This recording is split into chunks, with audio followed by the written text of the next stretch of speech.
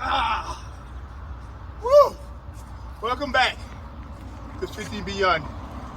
You know, I wanted to tell this quick story right quick. When I first got out of university, I thought I could help the world. You know, I thought I could make the world a better place.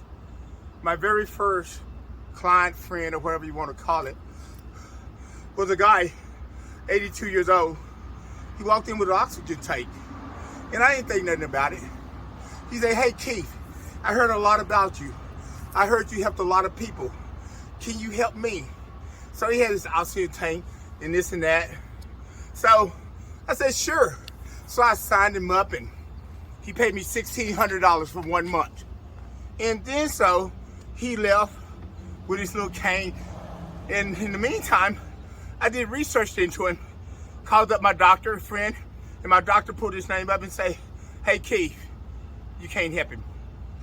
His time is long gone. He smoked for over 50-some years. You can't help him." I'm like, oh my God, oh my God, oh my God. So the next day, he came in, he had his shorts on, had his cane, and he walked over to me and said, "Hey Keith, I'm ready to start." I said, "Hey, let me talk to you for 1 minute." He said, "Keith, I already know. You can't help me." I said, "What do you mean?" He said, "I realized I thought you could, but no one can help me. My time is gone." I said, "Well, here, let me give you your check back." He said, "No, where I'm going, Keith, you keep it. I don't want it." So he started walking out the door. He looked back at me at my desk. He said, "Hey, Keith." I said, "Yes, sir." He said, I wish I had a little bit more time. I wish I had a little bit more time." So then he walked out the door. 2 weeks later, a lady came in. She said, "You signed up my husband." I said, "Was that your husband?" I said, "Yes, ma'am. Here goes his check." She said, "No, I didn't come for his check.